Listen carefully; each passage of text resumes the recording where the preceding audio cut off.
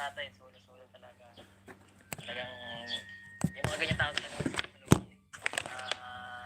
Kasi si tatay ko may sila na din, ano, PWD pa, kunti na lang yung siyempre, sila, tapos wala ko malungkot ang buhay yun, kahit pa paano napasaya natin kahit sa ganitong ano, pamamaraan.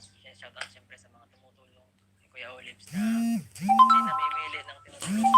Mahirap yung ganun eh, kasi minsan talaga tayo, hindi natin maiwasan na ano, hanapin natin yung may views o ganyan, pero ikaw bilib ako sa ano, kahit walang views, kung nagawa mo to ng ano, mahirap yung ganun sa ludo, kasi ano yan, kahit sa akin yan, hindi ko kaya basta-basta magpabahay, tapos ganyan pa kaya na halos walang balik yung pabahay na to.